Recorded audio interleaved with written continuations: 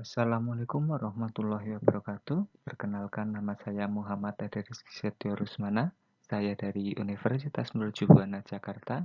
Kali ini akan membagikan video mengenai tugas besar 2 saya dari mata kuliah Pendidikan Anti Korupsi dan Etik UMP.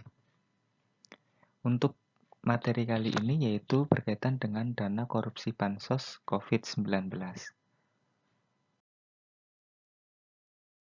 Pada kasus ini menyeret petinggi negara, yang mana di saat kondisi negara sedang kritis akibat pandemi COVID-19, tetapi ada orang yang tega memanfaatkan kesempatan dalam kesempitan saat rakyat menjerit meminta uluran bantuan dari pemerintah. Ironisnya, 17 miliar rupiah yang dikorupsi digunakan untuk kepentingan pribadi sang menteri.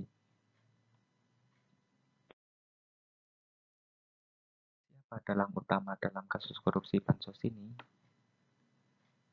Ya, Menteri Sosial, Juliari Peter Batubara, yang merupakan tokoh utama dari korupsi ini. Dia mendapat fee sebesar Rp10.000 untuk setiap paket bansos yang bernilai Rp300.000, sehingga total fee atau suap yang didapat dari Juliari menurut KPK yaitu sebesar 17 miliar rupiah.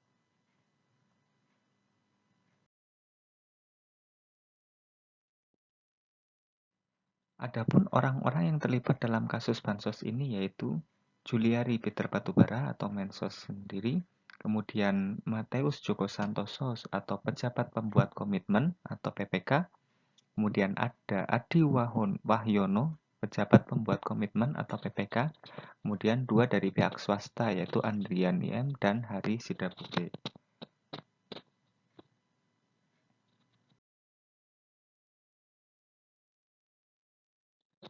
Mengenai jalur hukum atau proses perjalanan hukum dari kasus tersebut, Menteri Sosial telah melanggar beberapa pasal. Yang pertama yaitu pasal 12 huruf A atau pasal 12 huruf B atau pasal 11 Undang-Undang Nomor 31 Tahun 1999 tentang Pemberantasan Tindak Pidana Korupsi, sebagaimana telah diubah dengan Undang-Undang Nomor 20 Tahun 2001 tentang perubahan atas Undang-Undang Nomor 31 Tahun 1999 tentang Pemberantasan Tindak Pidana Korupsi dengan nomor pasal 55 ayat 1 ke 1 KUHP.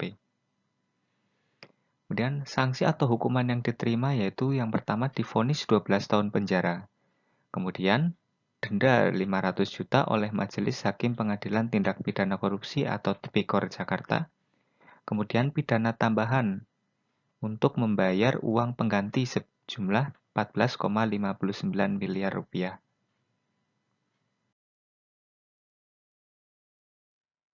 Upaya apa saja yang harus diambil pemerintah dalam mengurangi kasus korupsi yang semakin merajalela di Indonesia?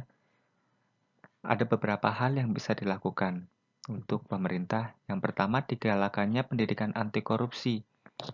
Hal ini bisa dilakukan dari sisi pendidikan, jenjang pendidikan, dengan adanya kampanye atau pembuatan poster yang berkaitan dengan anti korupsi untuk mempelopori atau merubah mindset masyarakat, terutama anak-anak muda, generasi muda, agar tidak jatuh dalam moral yang jelek, yaitu dengan melakukan tindak pidana korupsi. Kemudian, mendesain ulang pelayanan publik, terutama pada bidang-bidang yang berhubungan langsung dengan kegiatan pelayanan masyarakat. Hal ini berkaitan dengan pelayanan masyarakat yang masih dengan melakukan transaksi langsung, uang yang langsung disetorkan kepada pihak pelayan. Kemudian, memperkuat transparansi, pengawasan, dan sanksi pada kegiatan pemerintah yang berhubungan dengan ekonomi dan sumber daya manusia. Meningkatkan pemberdayaan perangkat-perangkat pendukung dalam upaya pencegahan korupsi. Kemudian, pencabutan semua fasilitas bagi pelaku korupsi, baik itu harta kekayaan yang ditinggalkan maupun pada saat di lapas atau di lembaga pemasyarakatan. Kemudian yang terakhir yaitu bisa dilakukan dengan penegasan hukum bagi siapapun pelaku korupsi, jika memungkinkan untuk dilakukan eksekusi mati atau penjara seumur hidup.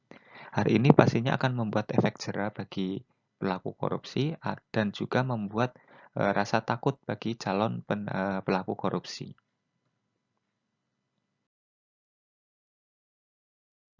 Wewenang yang harus diambil oleh pihak kepolisian dan kejaksaan. Yang pertama itu kepolisian. Kepolisian memiliki wewenang dalam kasus korupsi berdasarkan pasal 14 ayat 1 huruf G Undang-Undang Kepolisian, yaitu kepolisian bertugas melakukan penyelidikan dan penyidikan semua tindak pidana sesuai hukum acara pidana dan perundang-undangan lainnya. Artinya, kepolisian memiliki wewenang untuk menyelidiki dan menyidik kasus tindak pidana korupsi. Kemudian diambil dari KPK. Kewenangan KPK sendiri atau Komisi Pemberantasan Korupsi yaitu untuk menangani kasus korupsi diatur dalam pasal 6 huruf E Undang-Undang 19 tahun 2019 bahwa KPK mempunyai tugas melakukan penyelidikan, penyidikan, dan penuntutan terhadap tindak pidana korupsi. Terdapat ketentuan yang membatasi kewenangan KPK dalam menangani kasus tindak pidana korupsi.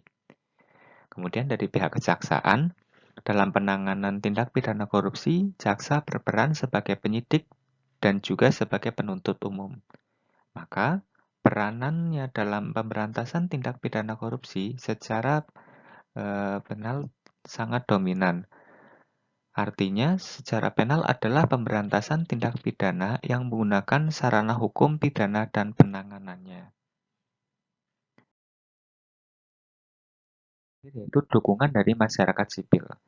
Indonesia sendiri memiliki suatu lembaga masyarakat yang bernama Indonesian Corruption Watch atau ICW yang merupakan salah satu organisasi yang mempresentasikan civil society yang juga merupakan pionir gerakan sosial dalam pemberantasan korupsi.